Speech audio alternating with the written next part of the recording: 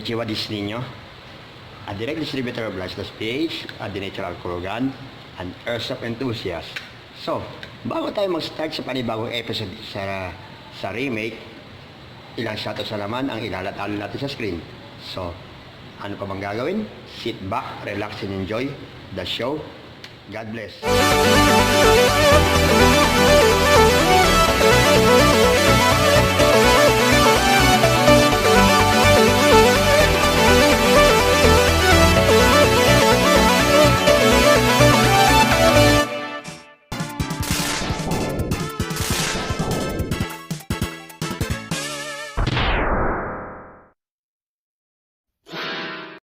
Now, we already given the shoutout. So, ano nga pang hintayin natin? Simulan natin ang panibagong episode dito sa Ninjo's Revenge Remake Season 1. So, on the interval 14 of Ninjo's Revenge Remake, known as The Smooth Anger, or yung sinasabi nating banayad magalit. Oh, so yun na nga.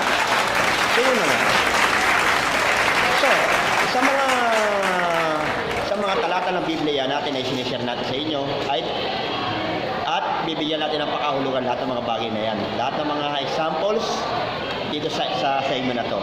So, ang mga nasa listahan ng mga nasa talata ng Biblia ng abad dito sa banayad magalit, ito po listahan natin mula Kawikaan o Proverbs 14:29, 16:32, 15:18, 17:27, and 19:11. At sa James o sa Santiago 1:19. So, i-share natin kung anong mga kahulugan natin lahat ng mga nasa listahan na ito. O ito, unahan natin ang Kawikaan 14:29. So ito, ang hinahon ay nagpapakilala ng kaunawaan. Ngunit, ang madaling pagkagalit ay tanda ng kamangmangan. Kagaya mo. Ibig sabihin nun, yung tipong lahat ng mga bagay, ang mahinaw na pagsasalita, ay nakakapawi ng galit. Pero kapag yung mabigat sa loob mo yung pagsasalita, lalo pag yung mga bagay na pinagsasalita mo na masama, nakakahina talaga to ng galit ng isang tao yan. So, in other words, be careful tayo sa mga pinagagawa natin sa mga bagay na yan. So, susunod, sa Kawikaan sa Proverbs 15:18, ayan, ito pa isa. Ang mainit na ulo ay humahantong sa alitan, ngunit mapayapa sa aguluhan ang mahinang isipan. Kagaya niya sa mga kaso ng mga tinatawag natin mga road rage, yung init ng ulo sa daan, sa highway, sa trabaho, sa bahay, at kung saan pa man lupalot na impyerno pa yan. Ang pinakamay mga gandang gagawin mo sa sarili mo, you have to remain calm and collected, even in the most extreme situations. Kasi kung panay init ng ulo ang paiiralin mo, guluhan ko kalakahanto mo yan. Kung hindi pagamutan, kung hindi kulungan, kung hindi katayan, sementeryo, ang kahantungan mo dyan. So, in other words, pakalmay mo lagi ang sarili mo. Tapos, next is, so 16:32 naman ng Proverbs o Kawikaan.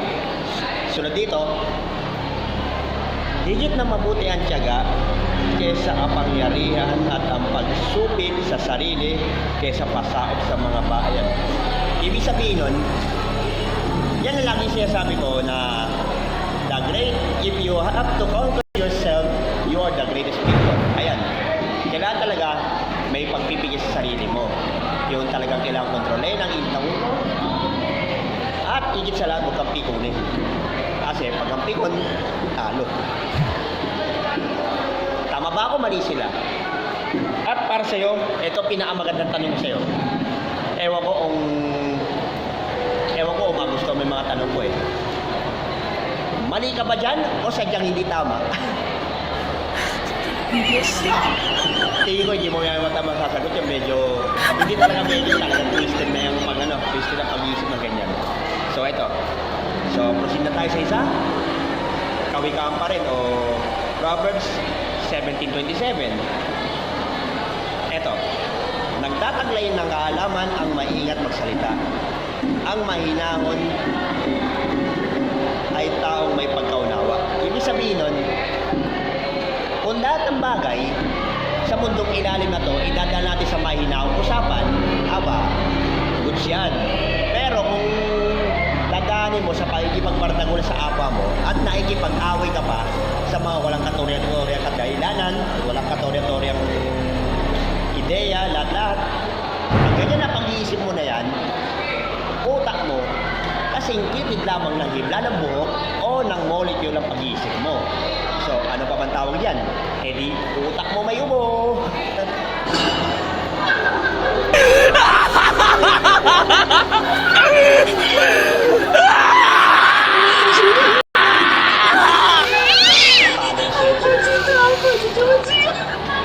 Alam mo ikaw, sa totoo lang, kung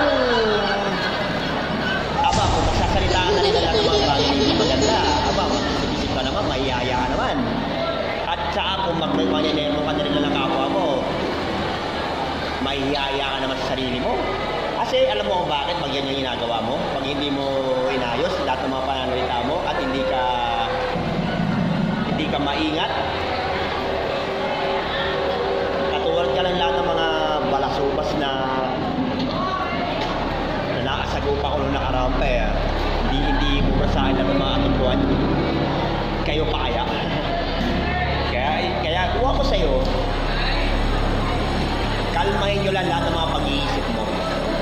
At isipin mo rin sa marami bago ang magsalita ng hindi maganda sa apa mo. Tapos, so, proceed na tayo sa Proverbs o Kawikaan.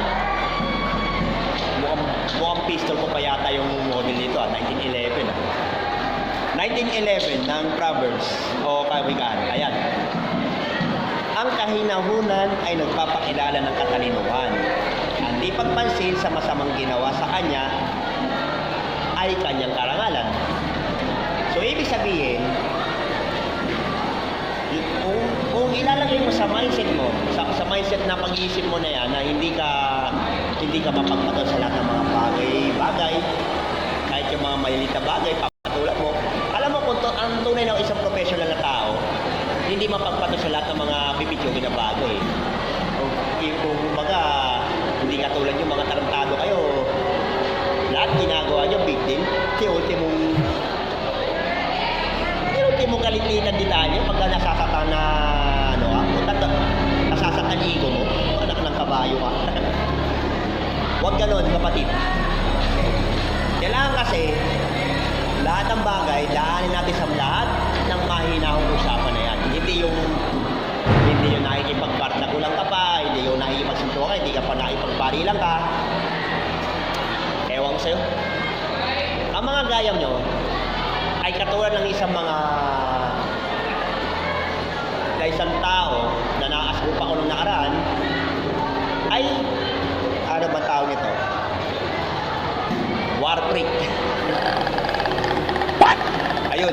Kaya wag niyong gagawin ang mga bagay na ito na nasa aklat ng Biblia na yung hindi ka magiging kalmado, hindi ka mahinahon, at hindi mahingat sa mga pagsasalita, ang mga bagay sa kapwa.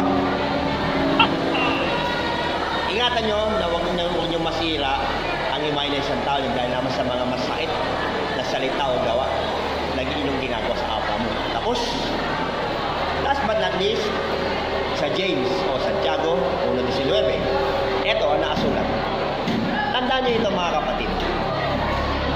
Mga kapatid ko minamahal, matuto kayong mainig sa pagsasalita at huwag agad magalit. Ayan. So, ibig sabihin dito, kailangan kayo na maging marahan kayo, maghulos dili ka, o dahan-dahan ka sa pananalita mo at sa lahat ng mga bagay na kinikilos mo. Kasi, konting mali mo lang, may punakaga na nakakibat yan, sigurado yan. Maniwala ka sa akin. those bastards are not happy to experience with that kind of situation. Pag ginawa mo yun sa apa mo yan. But, wait for my word na lang. Kung ano pwedeng gawin sa mga, alam mo na, mga tonto. so eto lahat ng mga talata ng Biblia na sinabi ko lang sa inyo. Abad sa tiyatawag ng banay magaling. Kahit ang Diyos mismo, banay na pagkagaling yan. Pero, kung hihingi kayo ng kapatawaran sa lahat ng mga ginagawa niyong pag-aamali sa apwa at sa kanya mismo, patatawari ka. Pero kapag sa Diyos ka mismo, na nag-aangas ka pa nga, nag-aagawa ka ng pag-aamali, matapang ka pa, aba, baka inote, pwede ka nang mabulit sa impyerno. Kaya, huwag masyadong palaging galing sa apwa mo. At huwag masyadong magsasalita ng masama sa apwa mo, gumagawa ng kasamaan, at gumagawa ng malaking kasinungalingan, lahat-lahat. Huwag na mong gagawin yan. So, tanda mo, kapag lahat ng mga bagay na ginawa mo rito, sa mundong ito, nung ikay nabubuhay pa, aba, pagdating mo sa langit, pagharap mo kay San Pedro, nakarecord lahat ng mga katarantaduhan mo. Baka di ka maatanggi doon. Ito ang kasabihan kasi. Ayan. Dito sa mundong ito, kung meron CCTV ng mga marites dito at mga tolis na kagaya mo, mas makapangyarihan ang CCTV ng Panginoon kaysa sa mga CCTV ng sanlibutan ito. Agreed? Good. So this has been the interval 14 of the Lilis Reverse Remake as the smooth anger o banay magalit segment that I have been tackled in this episode. So we had to end this pagto now. This is Nino, a direct distributor of Lifestyle PH, a Nature Alcohol Gun, an Airsoft enthusiast. Like, share, and subscribe sa lahat ng mga panibago nating mga episodes sa Remake Season 1, mga panibago mga reviews, kagaya nito, first drafts, anything and everything. So, antayin natin lahat ng mga panibagong mga models ng mga pellet yan ngayon. Kagaya nito, na-vlog ko na ito nung nakaraan, itong Thompson. So, stay tuned na lang sa atin sa mga panibagong videos dito sa Ninja's Reverse Remake. So, sit back, relax, and enjoy the show. Sunod na round. God bless.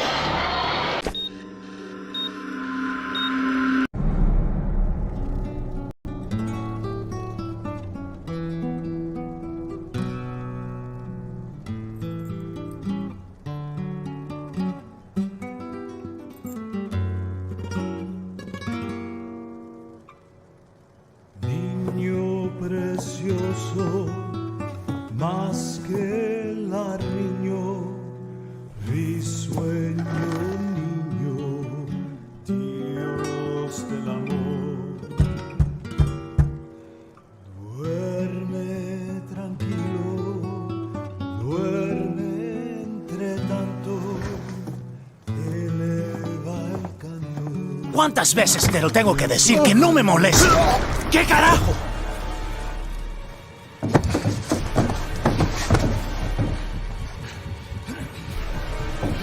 Si tocas a mi hermana, te lo juro que te mato. ¡Josefina!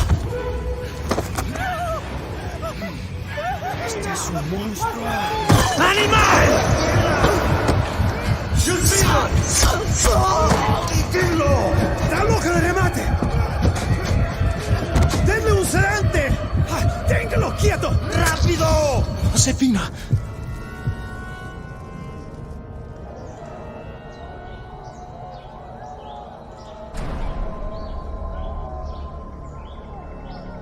¡Despierta! He dicho despierta.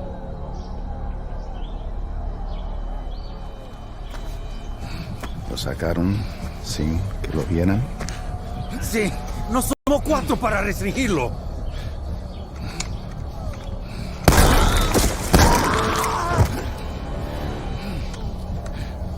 No witnesses.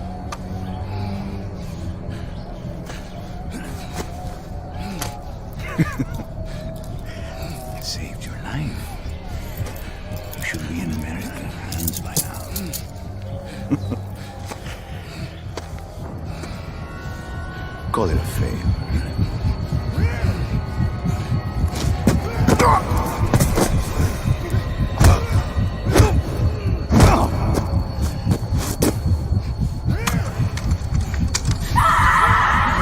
¡Josefina!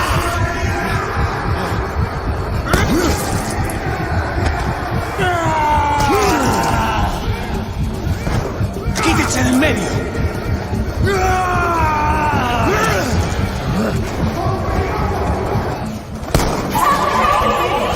¡Josefina!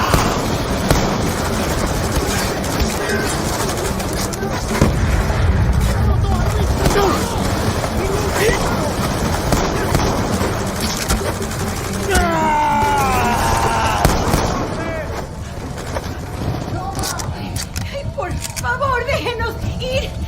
No hemos hecho nada malo. ¡Animales! ¡Asquerosos! ¡No tienen arma! ¡Animales!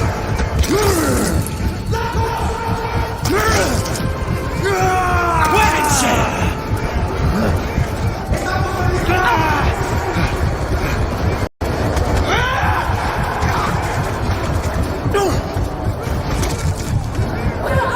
¡Tenemos órdenes de... ¡Josefina! ¡Hold on! ¡I'm coming!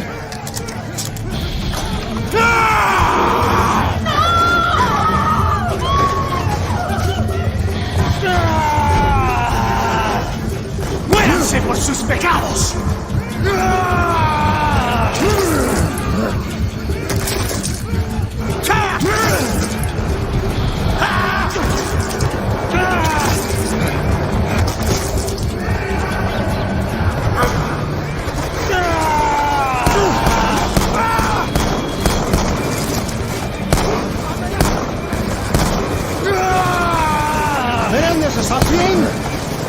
¡Josefina! ¡Tengo que llegar a la casa! ¡Rompan la puerta! ¡Vamos! ¡Josefina! ¡Y vengo! ¡Hold on!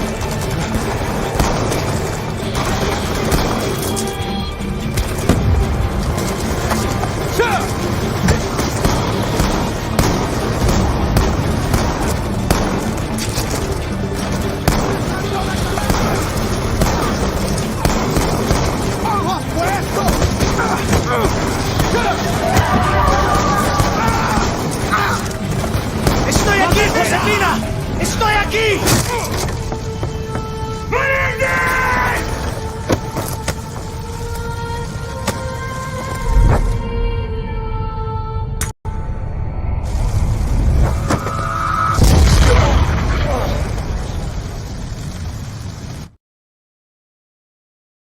Hindi ko rin napansin eh. Dapat, hindi ako naging manhid sa damdamin nyo. Hindi, okay lang sa amin. Wag mo na lang kaming intindihin. Kaya naman, baka gusto nyo nang gumanti sa akin ngayon. Yay! Eto, libre-libre. Nakabaladra na mukha ko. Sige na, para naman matupad ang pangarap nyo. Promise, hindi ako gaganti.